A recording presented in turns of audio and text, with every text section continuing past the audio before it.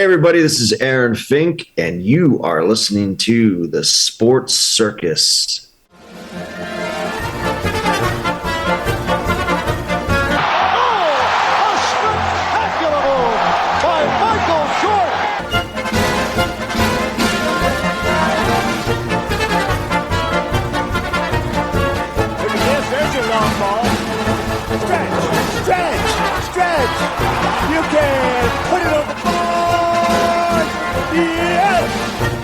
Welcome to the Sports Circus. I'm your Ringmaster Sal, live from Hollywood in the MTV studio, AAMP.TV. Today's show is brought to you by UppercutChops.com. Check out their tasty selection of all-natural, dry-aged USDA prime Wagyu steaks and chops.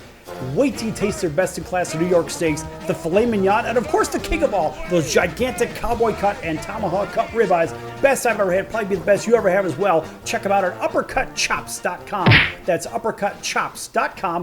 Or give them a call and find out what's for dinner at 702-799-9935, 702-799-9935, 702-799-9935 for UppercutChops.com. Gotta like those punching sounds. Well, it is an uppercut chop. All right, a big welcome in everybody listening in on our CBS, NBC, and Fox Sports affiliates and independents. There's over 215 of these stations. Crazy number. Everybody else watching on Cox, Comcast, Spectrum, Frontier, Time Warner, Oceanic, and Wow Cable Television. Thanks for joining us as well. Also on Hotel TV in over 500,000 rooms in all your upscale resorts, in all Nielsen-rated markets, plus Chicago food favorites on Facebook. Yes! Of course, we have to promote them a little bit. There's no money involved. It's just for fun. And tell you what, right from the very start, we're going to have a little bit of fun with our very special guest. We've had him before, and he's back again to tell us about his new music. Go ahead and introduce yourself. Hey everybody, my name is Aaron Fink. I'm a songwriter, guitarist, producer, singer, multi-instrumentalist, and I guess I'm best known for being a founding member of the band Breaking Benjamin. All right. That deserves an enormous round of applause. Now, in case, folks, you've been living under a rock and you don't know their music, you certainly for the last 20 years have been living under a rock. But anyway, Aaron's been in the rodeo for a long time, and if you've ever seen these guys live, or if you've ever seen Aaron play, Aaron also played with Earshot. I mean, they put on a great show. But the point is, if you've ever seen this guy play, man, he is just quiet and smooth. You'd swear he's one of those smooth guitar jazz players. But it has massive, ridiculous sound coming out of that axe. Aaron, always a pleasure, and thanks for joining us again here on the show. Yeah, man. Thank you. That's quite a good review. I never heard it being described as quiet and loud at the same time. Well, quiet as in not a lot of crazy movement, right? So I'm one of the worst guitar players on this planet. I truly am. Thank God for gain, right? Because I can't play anything clean. But yeah. I'm all over the place, and it's awful. It's really hard to watch, and it's even harder to hear, if you know what I mean. But nonetheless, it's just that your movements they seem so little, but the sound is so big, if you know what I mean. Yeah, it's ergonomic. I've always streamlined everything and made it as easy as possible, I guess, to play hard stuff, if that makes any sense. But someone was asking me about my guitar playing the other day, and they said it had a very unique sound, which I was appreciative of that. And I said, to be honest, I focus a lot on the space between the notes, not the notes. And that threw him for a loop, but I really do. Especially silence, if there's silence in the music, so I'm very dedicated to the pulse, and I make sure everything feels good between that. So hit the note, and then if there's space, I make sure that the space is just as important as the note itself. So that's how that's a weird way to think of music, but it's really how I think of stuff. Well, I mean, look, so this show started out as just sports on a Saturday morning at the crack of dawn, right? And we have evolved and we've learned and we've gotten better and bigger and crazier and whatever. So now it's music and film and sports and business and science, whatever. But the reality is this: I used to worry about dead air and silence. Where sometimes, like with music, now I remember as a little kid taking music classes, learning how to read music, understanding what a whole note is versus a quarter versus an eighth, etc. It sounds like what you're talking about goes back to that type of knowledge of music. Is that fair to say? Yeah, I guess I'm talking about what you would call in music notation as a rest, right? But just, I learned playing choppy riffs and Metallica songs and stuff, so I was very into making it feel an exact, certain kind of structured way. After I learned, that's how I learned. A lot of guys just learn on regular cowboy chords, C, D, G, A, E. I learned all that stuff like a year into it, which is really kind of backwards thinking. So I went like right to the difficult stuff and learned palm muting and riffs and crunching it out. So it's a kind of backwards way to learn the guitar. But did you study music formally? And when you learned how to play, was it something that when you started songwriting? So my cousin, for example, he'll play, if he songwrites, he'll say the way he does it goes, well, I'll take the lyric and then whatever sound I want, I'll find that note somewhere. Because he never studied formally, but he's one of those guys. Yeah, I took some lessons from some a jazz player or two, actually, but I don't know how to read music at all, and which surprises people.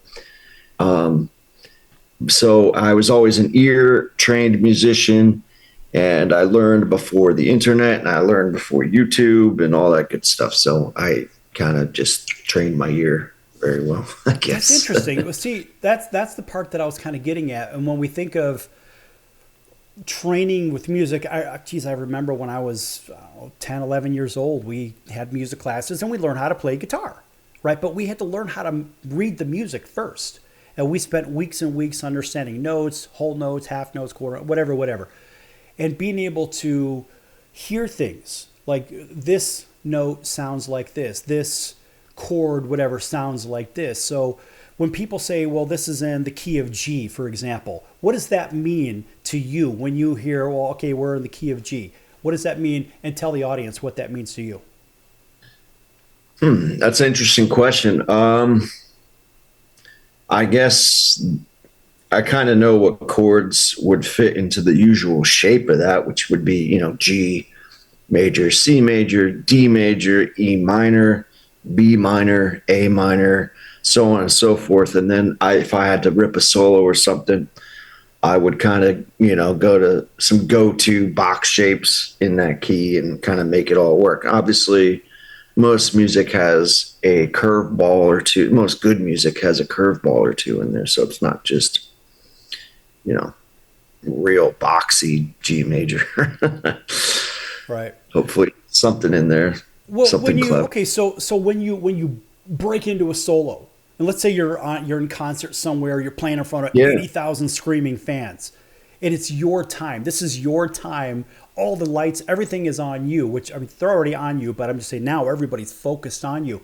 How do you decide what you're going to play? Or is it just something that's in your brain maybe before the show or at that moment? I want it to sound like this because maybe not this solo is going to sound like the one we did last night or the night before or whatever. What do you think? Depends on the band I'm with. For instance, Breaking Benjamin, we played the songs the same every night. There was no variance whatsoever. So that's just kind of locked and loaded and just simple memorization. It's also songs are really, if you write the songs yourselves, they're a lot easier to remember, believe it or not, than like learning someone else's material. For some reason, that's harder for me to remember. As far as just kind of jamming with somebody, I think that's just cumulative knowledge and experience. I know if I press this fret down, it's going to make this sound. I just know that after, geez, I'm like, dare I say, I'm about 35 years into this. So it's just like kind of, I mean, it's like speaking.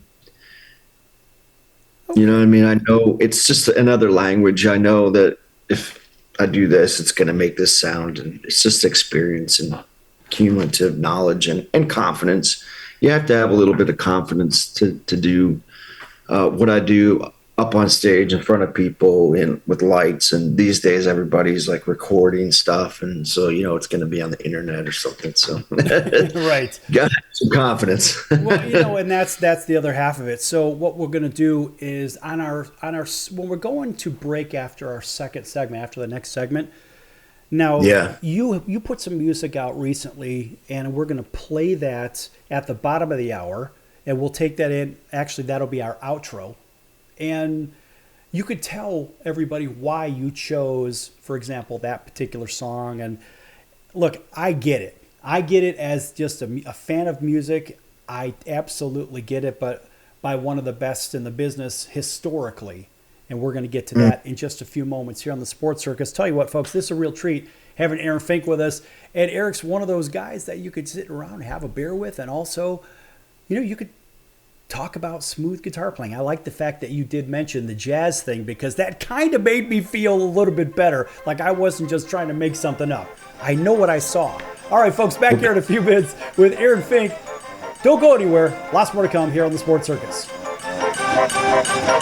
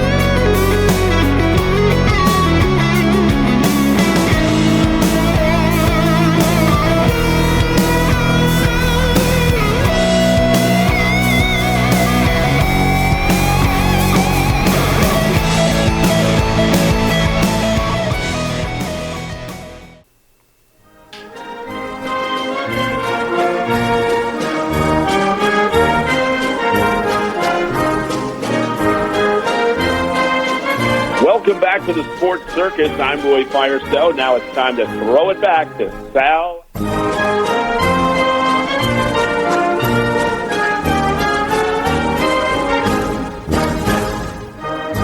Thank you, Roy, and welcome back to the Sports Circus. I'm your Ringmaster Sal, live from Hollywood, here on the Sports Circus. Listen, folks, it's a circus, and we prove it every day. That's just what happens here.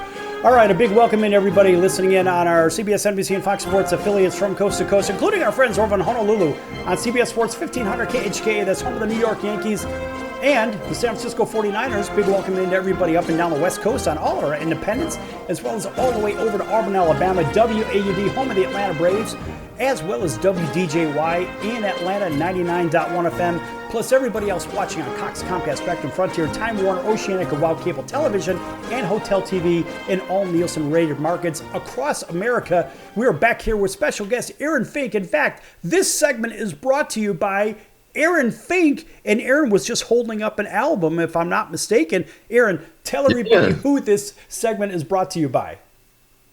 Is it brought to you by me? Yeah. I was just, I have a copy of my new record. It's coming out in the fall. It's called The Invisible Line, and I got it printed on vinyl this time. So super psyched about that. There's no exact release date, but trickling out a couple singles here, and then the vinyl will be for sale, and then the whole album will come out digitally after that. So nice. Exciting. Hey, you'll have to send me a physical copy of that so I can showcase it on the show. Today's show is brought to you by. Yeah, that would be pretty cool. Yeah, we always like that stuff. We always like to promote a little bit. You know, that's good stuff. All right, so in the last segment, talking about new music, right? So you had just showed that. And tell everybody about the new music that you're putting out to the world. Let's see. This is, I think it's album number 6 for me with the solo stuff. There's no exact theme to the record. It's just kind of another collection of 10 songs that I thought people would want to hear. I write a lot of music. I write hundreds of songs, but some get dragged into the trash bin. I think they're too weird or something that people would enjoy. So I try and put out the ones that I think are, I guess, for lack of a better term, the catchiest. I don't know, just the best songs. So this is a collection of songs I mostly wrote last year in the winter, which is when I do a lot of my writing for whatever reasons. There's like one on there that's very old, and then there's actually a Tom Petty song on here, I Won't Back Down. Someone suggested that I do a cover. I had never put any covers on any of my records, so I have a bunch of covers that I do live, obviously, and I was deciding which one I could twist up and put a spin on it and make it my own. So any Tom Petty fans out there, I think you'll like this. I did not do it the same way he did. It's my own version of it. I know that's a song that's been done a lot, and all the covers I heard of it were always just straight up pretty much exactly his way. I never saw the beauty in that. It's like his way was already perfect. So why do it exact? So I twisted it up a bit. Hope people dig it. Yeah, that's the deal. So have you ever heard a cover of one of your songs? I've seen people play the guitar to it on YouTube and stuff, but I never heard someone of my personal solo albums. I'd love to hear someone twist up one of my songs and make it their own. That would be super cool. Yeah, I would love that. It's a huge tribute, I would think, and it's an honorable thing to hear somebody else is playing your music. And I think of the countless bands that I've seen and you've seen in concert, and a lot of bands, they'll start out as cover bands, right? And they're playing everybody else's music. I think of Godsmack, for example, right? Coming and doing all the Alice in Chains music, and it's like, whoa, you guys really can put out your own music. And now it's like a lot of people are covering their music.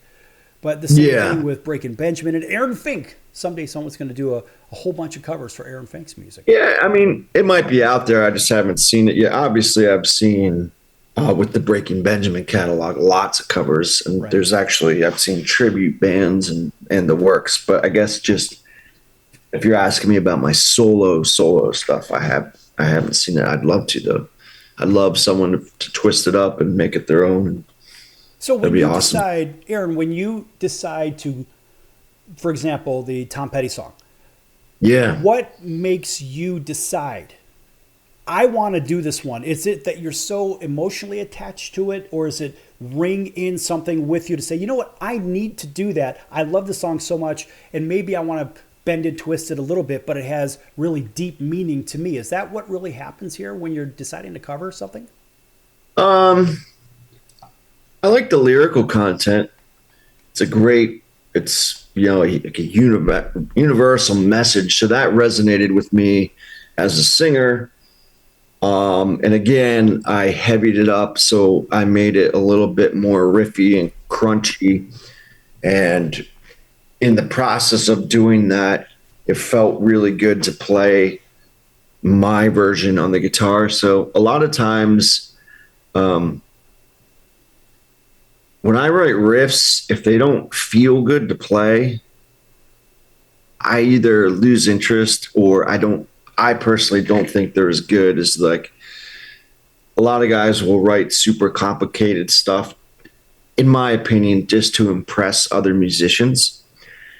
And I don't go for that kind of music. To me, actually, I like simple rock music that's like straight to the point. AC/DC is one of my favorite bands, and I don't get in. I mean, there's exceptions to the rules, but a lot of like progressive stuff and like super nerdy guitar stuff doesn't do much for me. I like simple, easy to remember, especially for the audience, easy to remember songs and kind of drive the point home. But going back to the Petty's, doing the cover of the Petty song, there were some other ones in contention, other songs that I've done live, but for some reason, this one spoke to me at the time when I recorded this, which was in like December or January. And then after I recorded it, I saw that they were going to release a compilation of country stars doing his catalog, and I was like, it's a bummer, man. So that was kind of bad timing, but I didn't know about that until after I cut my own song. But here we are, putting them all out. Yeah, but look at it this way. So the country spin is going to have a very different spin. They have a very different sound. I mean, I know it's a really big format and people love country music. I'm not that guy. I need something. I don't want to hear anything twangy. Just play it. I mean, I'm okay with a song with maybe 4 chords and some good melody, something that I can remember, something that it's not going to confuse me. So being the amateur guitar player, I just want something that maybe I could visualize. We're doing basic power chords, whatever. But it's with you. It's, right. It's just something that it makes me feel like I'm not getting confused listening to it. Right? Yeah, I mean, I could pay attention to the lyrics. I can play complicated stuff with the best of them. I just choose not to most of the time. I just like I said, I'd rather hear an AC/DC song than some crazy, complicated metal thing that's super fast. And it's just the way my brain is wired. Well, I want to hear something that is simple to hear so I can actually pay attention to the lyrics. So my brain isn't divided. Well, I've got this going on with a wild guitar. I got 80 fingers going here. And then I've got to try to somehow listen to the lyrics, but I just can't, especially if it's Cookie Monster. I don't understand somebody yelling into a microphone for the entire song. And I don't get that either. I don't get it. It's not, I mean, the guitar playing's wild. It's great and everything. The drums are bass. I like good drums and bass in there too. But if I can't hear the music, one time a songwriter he had written back in the 1960s, 70s and stuff. In fact, he was an old bass player for Crosby, Stills, and Nash & Young way back in the day, an old friend of mine. And he taught me a lot about music here in our last minute or so of the segment. He taught me a lot about music from listening to the music. And I thought that some of the things that he was telling me was not only good for me as an audience member, but it helped me listen to music a little bit differently. And so just like I was explaining, I could pay attention to the lyric because, guys, I've got this going on. Then I've got a lot less of that going on. So it's not dividing my attention like a TV dinner, right? I can actually pay attention to the different things. So the TV dinner of music, if you know what I mean. Come on, that's good material. Anyway, but that's how I like my music. I don't let my food touch, right? I want to taste the things separately, and I want to hear the things separately if I want to as well. Does that seem reasonable or no? Yeah, it's very similar. My whole mindset, not the entire mindset, but a great deal of what I do, I'm very conscious always of what is best for the song, what serves the music I'm playing. I'm like, I try not to overplay. I always think what is best for this song. Let's make this song good for what it is. So I try not to add anything more or anything less, but it's a fine balance. That's good stuff. I'll tell you what, folks, we're going to go ahead and go out to this break with our friend Aaron Fink's I Won't Back Down. And here we go, folks.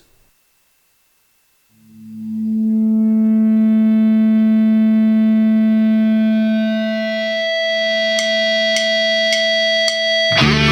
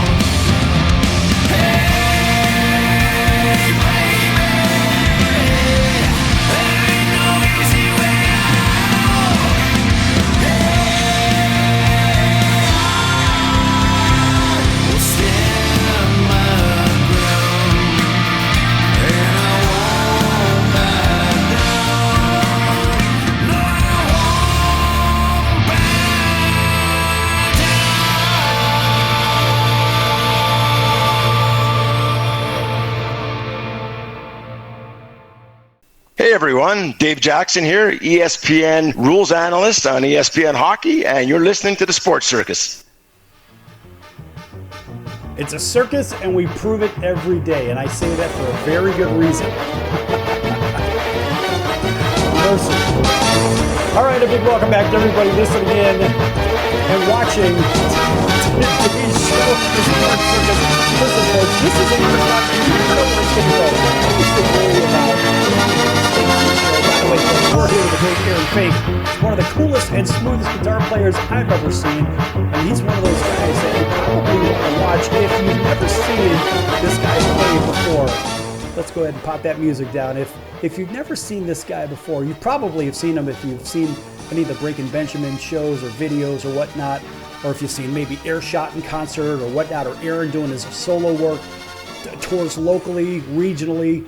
Aaron's one of those guys that, man, this guy just plays so smooth. And I'm glad he mentioned something about the jazz guitarist learning from that early on, because that kind of makes a little sense. It makes me feel good, like I wasn't just inventing something. And by the way, a big welcome back to everybody listening in on all of our network affiliates, from all of our television affiliates and radio affiliates, even those on Chicago Food Favorites. A nice round of applause for them. And of course, this segment brought to you in part by Aaron's father wrote a book. And this is a really cool book. Folks, if you've never seen this before, Aaron, tell everybody about this book called AMP. Yeah, so that's a book my father, Gary, wrote. He had come out to several shows over the course of several years, actually, kind of in the tri-state area here on the East Coast. And those are like his observations of me kind of making my way through the music business and getting more popular with my bands and playing some pretty wild shows as it was back in those days. The late 90s, early 2000s, there was quite, a wild music scene with the hard rock and music we were playing. So it's kind of his take on it. It's through a father's lens. Really, at the heart of that book, it's a father-son story. There's some cool music stuff in there, but really the heart of it is a father and son story. Yeah, like the bottom, it says, a father's backstage pass. And you'll see it here once again, folks, right at the bottom of the book. And this is very cool stuff. Very cool. And look, in case you don't know, Gary Fink is, of course, a university professor. He's an award-winning writer. I mean, he's a smart guy. Very easy to talk to as well. He's kind of like these smooth jazz players, probably, of creative writing, I'm going to guess, too. Right? So we'll give him, of course, a round of applause, just because Gary's not with us right now. But what a cool guy, right? And he produced a pretty cool guy as well. Yeah, well, some days. Yeah, he's super smart as a whip. He's like one of the smartest guys I ever met in my life. So, yeah, great writer. So what's it like being in the studio writing music, knowing that at some point they may play this music at a stadium, at a sporting event? So, and I know at some point you've been to sporting events. How many times have you heard music that you have played in on the loudspeaker, the big PA system? And what do? Do you get up and you start kind of air guitaring or whatever? Or do you hide under the seat, or you go to the bathroom, sing along? What do you do when you hear your music that you've been a part of over the big speaker system? So I've heard, that's only happened a handful of times to me. I've definitely heard it here. I live in Wilkes-Barre, Pennsylvania. We have I guess you call it a farm team version of the Pittsburgh Penguins. So we have the farm team Penguins. I occasionally go to their games and they'll play some of the Breaking Ben stuff. And it's very cool. Yeah, there you go. And then the only other time that I've personally heard that, I'm sure it gets played, that I don't know about, but many years ago, one of the pitchers for the Phillies, his walk-on music was a Breaking Benjamin song called Lights Out. And his name was Brad Lidge. I don't know if you remember that guy. I remember Brad. Yeah, Brad was a power closer back in the day. Yeah, so his walk-on music was one of our songs. So that's the only thing coming to mind that I personally experienced. But no, I don't hide under the seat. I rock out. Well, hey, I got to ask. So, all right, so here's an interesting question. When you think about the music being played at the stadium. Now, Yeah. do the teams and or the ownership or the stadium, do they buy the rights to play it as often as possible, or do you get paid like BMI ASCAP every time it's played? I don't believe they have to buy it. I think they just play it, and then you get like, some ASCAP royalties or something like that nature. I know that, like, that song, the instrumental song, Rock and Roll. Hey. Yes. That's been played like millions and millions of times at sports arenas around the world. So somebody's getting paid for that. I know that. Well, right. And I think about that because I know when you go to a stadium, it's in between innings for a baseball game or in between periods at a hockey game or whatever. A lot of music or a TV timeout. There's a lot of music played. And we've had quite a few musicians on the show, and we've talked a little bit about that, but nobody really answered the question. Because I almost believe that nobody really knows the answer to that. I mean, maybe management does, maybe the label does, if someone got a 360 deal. I don't know. What is the difference between a 360 deal and a non-360 deal in the music business for all those that don't know? So that's not my area of expertise, but the record deals, I heard are very different these days. I think a 360 deal includes a cut of your merch, which is T-shirts and all that good stuff. And it includes a cut of your ticket sales. Because musicians all around make way less money than they used to. Except for the guys at the very top who are grandfathered in, they make more money than ever. So, your Metallicas of the world and your Rolling Stones of the world are making more money than ever. But the kind of middle class, so to speak, of the music business is hurting. There's like nothing there. It's dry as a bone. So from the music business, the record label perspective, they're like, wow, so we're not going to sell CDs anymore. What's in it for us? So if we're going to give you some money up front and support you and help you out, there's got to be something in it for us. So again, nobody buys albums really, hopefully. So, you hope that you can kind of tour and sell some tickets and sell some T-shirts. So the record labels want a piece of that. Whereas back in the day when I was, I've been signed to 2 major labels, they didn't get a part of the T-shirts or the ticket sales, which was good for us. So it's just different now. Yeah, when you think about that and you're like, all right, well, how are we going to make a buck? We're going to make a buck off the gate and off the merch. That's basically it at this point, unless there's some other way that you can make a buck. And I don't know, but it's so hard from the people that I've talked to in your business. Like, how do we make money these days? Really? It's tough, man.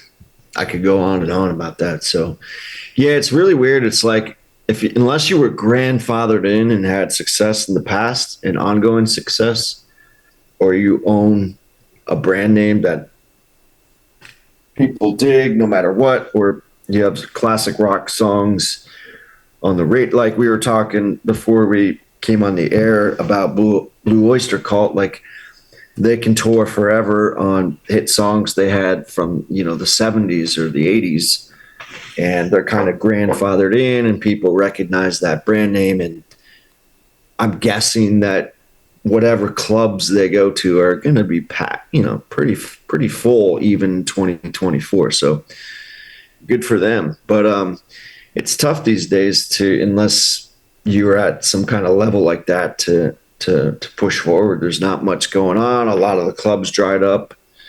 And again, nobody buys, the pieces of plastic you used to, print CDs for a buck or $2, and then they would sell for like $12, $13, and you'd split the money between the guys and the record label and the management and the IRS, and you could make a couple bucks, but it's tough these days.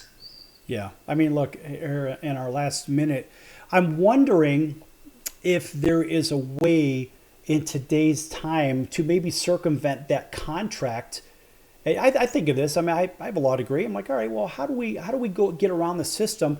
Well, look, it's not like we're trying to sidestep. It's just like, look, we don't want you to take everything. Now, here's a way to think about this. Think of the name, image, and likeness thing that happens with the NCAA now with athletes. Right? Back in the day, it was taboo to pay an athlete because the boosters would pay them and they would give them special cars or money or whatever the hell it was. And then maybe schools would end up on probation or whatever. Now it's all legal. But I'm wondering, there's another spin to this, Aaron, that I don't know if people in the music industry have really gone and taken that bite out of the market, because I don't know if they know how to do it. But there's the whole NFT side of it, all the digital merch, the digital art, the digital stuff. And I would imagine from the limited side of things through blockchain technology that there's a lot of money in the music business today, but it's another way. There's always another way to get to, I guess, the payday is what I'm after. In fact, when we come back from break, let's talk a little bit about that, because I don't think people really talk about that. What do you think? I don't really know what you're talking about, but I can try. Buddy, well, you know what? Let's try it. Let's get into it. Let's chop it up, because there are ideas out there. Maybe it's something we should do off air. But what I'm saying is there's a lot of money that's sitting out there that people just may not know how to go grab it yet. Back here in a few minutes on The Circus. Lots more to come.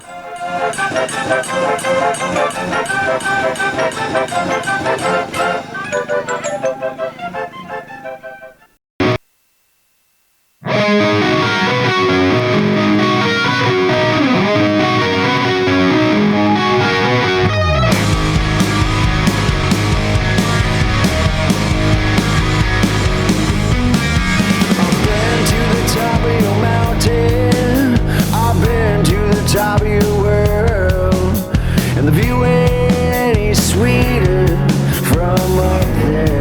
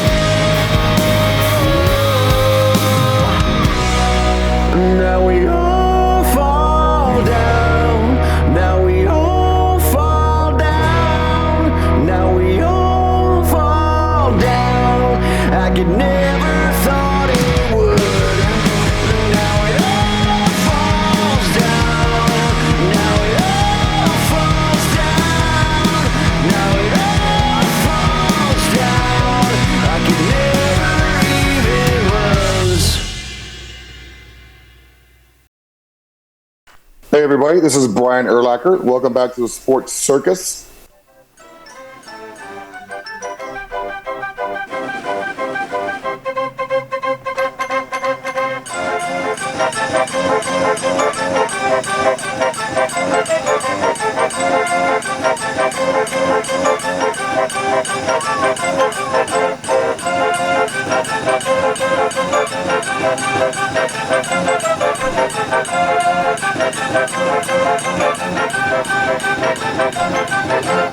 Welcome back to the Sports Circus. I'm your Ringmaster Sal, live from Las Vegas. No, live from Hollywood, here in the AMP TV studio. I always say live from Las Vegas because that's where our base is, but sometimes we hit the road, sometimes we don't. Anyway, welcome back to the Sports Circus. I'm your Ringmaster Sal. We have a very special guest. Aaron Fink's with us, and Aaron's been with us before. His father's been with us before. Aaron's got some new music out. As a matter of fact, this segment is brought to you by Aaron Fink and his new music, and to tell you a little bit more about it is Aaron. Hey everybody. Yes, I am promoting a brand new album coming out this fall called The Invisible Line. We're going to sell it on vinyl, have some fun with that. I haven't done that in a long time, so it's good to have a physical copy and hold it in my hand. You know, kind of just when you put stuff out digitally, it doesn't have the same appeal. I like to feel it, touch it.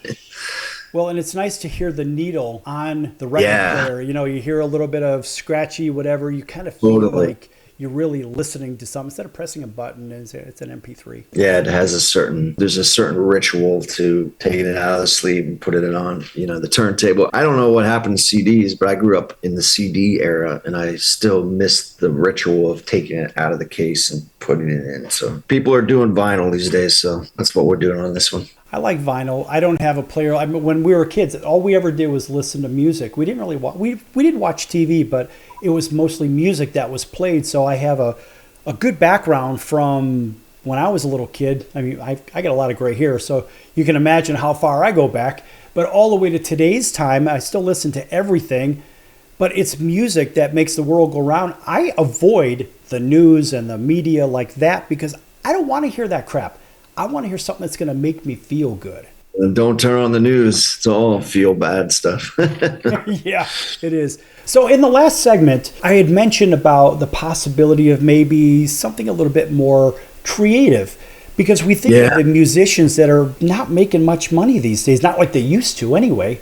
But there are different ways. I mean, maybe customize song material or whatever. You had mentioned in between segments something about the idea of maybe custom making something or custom doing something for an audience. What were you thinking? Well, I mean, it crossed my mind. You mentioned doing something very unique. It crossed my mind if anybody wants to request, if they dig, if the lyrics of any of my songs hit them and make them feel something extraordinary. I would love to handwrite lyrics, you know, and sign them and send them out. That'd be a cool thing that I should formally offer. And I do have good handwriting, so. Yeah, well, hey, you know, I like that. Of course, we'll give you a round of applause for your good handwriting skills. Because, you know, nowadays people can't even sign their names, which is crazy to imagine. I don't even understand how that works. They don't even learn cursive in schools anymore. But it's crazy. What would happen? See, now, there's an organization that I work with, and they put on events for athletes and signings and stuff like that. And there are things that we could collaborate on to put something together for people in the music business, exactly what you're talking about, having that authenticated right there on site so people know that it wasn't just scribbled out by somebody. No, this was done, it was done the right way, and it could command a pretty good buck. At the end of the day, you, the musician, could make money, the fan could get something that they would really treasure because they've got a one of one, for example. And I think everybody wins. Yeah, totally. Trying to think what else we did in the past like that. Nothing's coming to mind. Again, I don't know anything about the digital side, the NFTs or whatever. I don't know anything about that world. It's not my department. So well, it wasn't my department either. I was sort of thrown into the fire. I had to learn about it a few years ago.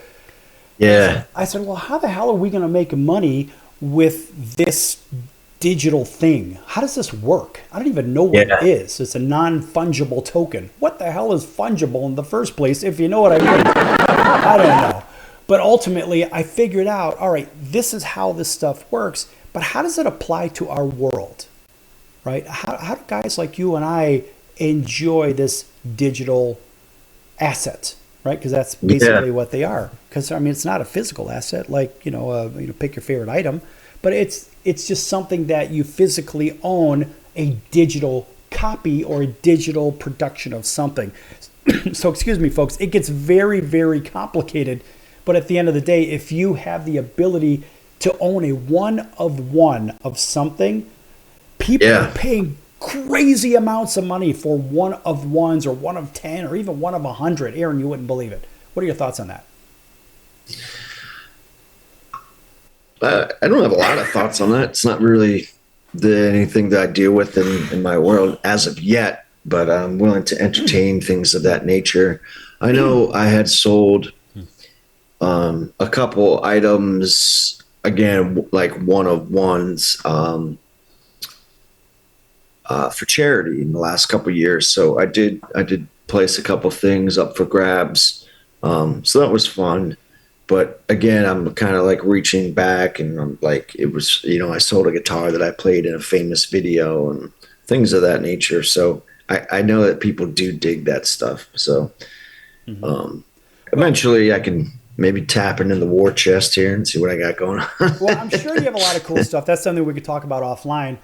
But, people, it's amazing that people want so much signed items. I mean, when I was a kid, I'd run up to the players, hey, could you sign my little baseball card or something like that? And as a little kid, that's what you remember. And then, as a player, I remember those days. And I'm like, yeah, sure, I'll go ahead and sign this for you, whatever, as a ball player myself. But then I scratch my head and say, well, wait a minute. Now they're charging people a lot of money to sign stuff. And people are just throwing money at this, which it completely distorts my idea of what an autographed item is. Because as I always saw it, it wasn't for resale. It was just something as a keepsake. Yeah. We used to get, I signed a lot of stuff in the old band, and we kind of got into a zone too where a lot of guys were selling weird sign stuff, and you could tell they were just going to sell it on eBay, and they didn't really have any real personal connection to us or the music or what we were signing. It was just so those guys would always come with a blue Sharpie, and that was like the telltale sign for whatever reasons. So like anything that they were like, you got to sign it, but it has to be in this blue Sharpie. We kind of got hip to that after a while, and we were like, well, or maybe we never charged. Like, I think you're talking about some baseball players or something. We never charged, but like we did kind of squash that a little bit and just sign like one or two items, because the guys would come in with stacks of stuff with the blue Sharpie, and then you knew they were just going to resell it. They wasn't like, hey, this is for my 11-year-old kid or something, like, which has a more like wholesome, and meaning to it. It was just purely for a buck. Yeah. I mean, I get the blue Sharpie thing, but a lot of times what people will do with the baseball cards, for example, or football, whatever, is they'll take the color. Let's say there's a color, maybe it's a dominant blue color. And so they'll say, well, can you use something that's different, maybe like silver? Or if it's all black, can you use a silver? Or if it's yellow, can you use a blue one? I get that. But the blue is an official signature in that whole autograph business, which I know very little about, but I know enough about it to be dangerous. End of day, I think there are ways where the musicians today that aren't making a bunch of money outside of the little bit they make from the gate and from the merch, I know that there are other ways to do it, but listen, we're not here to talk about that. You've got a couple of minutes to tell everybody about your new material and where they could pick it up and when they could pick it up and so forth. Let's go ahead and take some time and talk about that right now. Yeah, so I just released a cover version of Tom Petty's song, I Won't Back Down. And that is out already, and that's on, my Spotify or iTunes or wherever. Again, it's just under my namesake, Aaron Fink. Next Tuesday, I'm putting out the next single, which is called The Invisible Line. So I'm psyched for that. And there will be a video that goes with that song on my YouTube page. And then a couple shows lined up here in Pennsylvania. And the whole full-length album will be out, I believe, in September. And I'll be selling the vinyl, physical copies, I think from my website to start, and then we'll see if we're going to branch out with that. So, and what is your website? What's the website? It's aaronfink.net, AARONFINK.net. All right. That's good stuff, folks. And in case you haven't been there, make sure you get over there. Of course, Aaron is welcome back on the show anytime he wants to. And listen, the scheduling, sometimes things happen, weird things happen, but we've seen some technical issues. Sometimes they happen, and you never know. All I know is if you ever want to come back, bring your bandmates. I don't care. Bring whoever you want. Bring your dad back. Bring everybody. Bring a pizza for me, and maybe I'll bring you an Italian beef sandwich. Check them out. In fact, if you're in Chicago, next time you're in Chicago, for all those people watching on Chicago Food Favorites, head on down to Al's #1 Italian Beef at 1079 West Taylor Street in Chicago's Little Italy, and you won't be sorry. It is the best sandwich you'll probably ever have. And they've been around since 1938. It's a shameless plug, Aaron, for something that I really, really like. And next time you're in Chicago, make sure you see Bones over there, and he'll probably do the right thing for you. Nice. All Bones. Right. Bones, yeah. Good stuff. Good stuff. All right. So, listen, in the last 30 seconds, social media, how do people follow you? Yeah. I don't do Twitter. I've actually never set foot on there. I'm on Facebook at Aaron Fink Music. On Instagram, same thing, at Aaron Fink Music. I believe, I don't know how you look me up on YouTube. It might be Aaron Fink Music as well. And I think it's Aaron Fink Music across the board. I'm also on TikTok, which I think I'm too old for that one. It's a bunch of nonsense over there, but I'm on there anyways. Yeah, that's all good stuff. Aaron, of course, always a pleasure having you on the circus. And folks, you could just, on YouTube, how I found it, all you got to do is just type in Aaron Fink, and then his music will pop up. And Aaron, always a pleasure, and we will see you soon right back here on the Sports Circus. And make sure you check out aaronfink.net. I believe that's the website, aaronfink.net. And you'll see this guy play guitar smoother than almost any other rock and roller you've ever seen in your life. Great stuff. And Aaron, a pleasure once again. Nice. We'll see you soon. And everybody, we'll see you in about 23 hours on your favorite station. Until then, so long, everyone.